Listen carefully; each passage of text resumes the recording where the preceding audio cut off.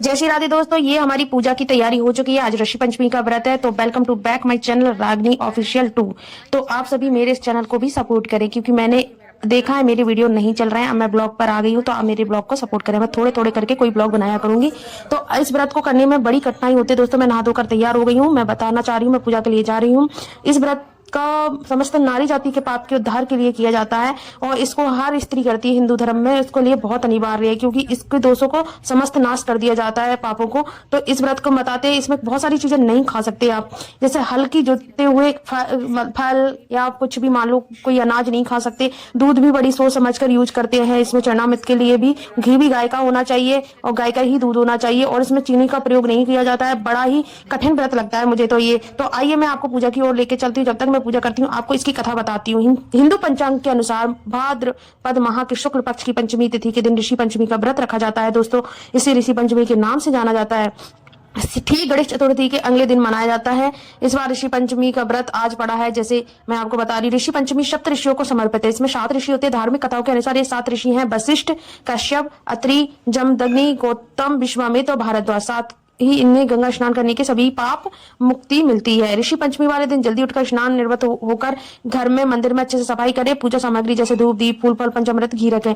लकड़ी की चौकी पर एक लाल कपड़ा बिछाएं। चौकी पर सप्त ऋषि स्थापित करें। पूरी विधि विधान के साथ पूजा अर्चना की जाती है। लेकिन हमने तो चंदन की ऋषि बनाई हुई है। हमारी पूजा की थाली आप देख रहे हैं, इसमें थोड़े मेवे भी रखें। बहुत सारी चीजें उपलब्ध नहीं हो पाती, क्योंकि इस पूजा में बहुत सारी चीजें यूज नहीं की जाती, जिसलिए इससे तो कम सामग्री रख लें। इससे पूजा आपकी ये संपन्न हो जाती है। अंत में पूजा में गलती हो जाए तो उसके लिए क्षमा भी मांग ले। एक समय विदर्भ देश में उत्तक नामक ब्राह्मण अपनी पतिव्रता पत्नी के साथ निवास करता था। उसके परिवार में एक पुत्र व एक पुत्री थी।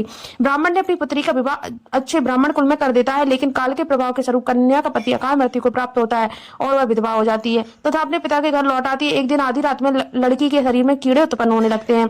अपनी कन्या के शरीर पर कीड़े देखकर माता पिता दुख से व्यथित हो जाते हैं और पुत्री को उत्तक ऋषि के पास ले जाते हैं। अपनी पुत्री की इस हालत में विषय में जानने के प्रयास करते हैं।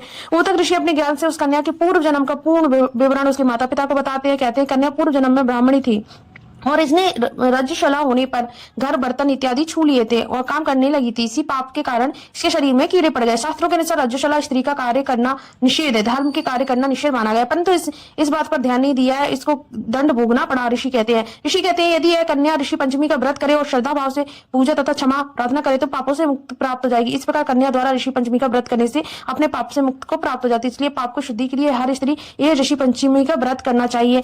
तो इसीलिए हम यहाँ पे ऋषि पंचमी की कथा पढ़ के आपको बताइए। छोटी सी इसकी दूसरी भी कथा है, और जो भगवान कृष्ण ने इसमें बताया है व्रत क्या ऋषि पंचमी का क्यों करना चाहिए, जैसा कि आपने देखा। और ऋषि पंचमी समस्त नारी जाति के लिए बड़ी ही उद्धारक है। तो ऋषि पंचमी में हमें क्या नहीं खाना चाहिए वो भी हम बता देते हैं। ऋषि पंचमी में पैसे तो नदी के तालाब पर जाया जाता है। अनाज का सेवन नहीं करती, बल्कि ऋषि पंचमी के दिन एक विशेष प्रकार का चावल सेवन करते थे, जिसे समारी बोलते हैं। बिकॉज हमारी शहरों में तो उपलब्ध बड़ी आसानी से नहीं हो पाती है। तो समारी तो बिना हल जोते हुए इन दिनों तो हो जाती है। जब फसल का काम नहीं होता तब समारी लग जाती है। आपने देखा हो सफेद कलर की होती है, जिसे खीर के रूप में प्रयोग कर सकते हैं बिना व्रत किए। इसमें तो आपको पता चल गया है व्रत क्यों किया जाता है। व्रत का भी बड़ा महत्व है इसमें। जैसे ऋषियों की पूजा की जाती है। ऋषि पंचमी का व्रत करने के बहुत फायदे भी हैं, जैसे आप दोष मुक्त हो जाते हैं। और इसकी जब आप पूजा कर लेते हैं, आपका ऋषि पंचमी व्रत खत्म हो जाता है, रसोला से मुक्त हो जाते हैं, तब आपको इसका उद्यापन भी बहुत करना पड़ता है।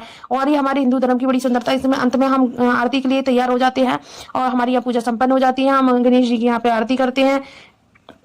तो आप सभी को मेरा वीडियो अच्छा लगा हो तो शेयर करना दोस्तों। मैं बड़े मन से ये वीडियो बनाई है, मुझे ब्लॉग बनाना तो नहीं आता, पर छोटा सा मैंने एक ब्लॉग आपके सामने पेश किया है। हमने यहाँ पे रंग भी लगाते हैं लोग पैरों में, पर मैंने नहीं लगा पाया क्योंकि वो थोड़ा सा मैंने रंग लगाया है और रंग से मेरे पैर फट जाते हैं। लेकिन ये पूजा हो गई। हमारी मम्मी भी इसमें साथ में थी, हमारा पूरा परिवार साथ था। यहाँ की जितनी भी स्त्रियां होती है घर में सभी व्रत करते हैं दोस्तों। आरती भी ले लीजिए, आपकी भी ऋषि भगवान सब मनोकामना पूर्ण करें।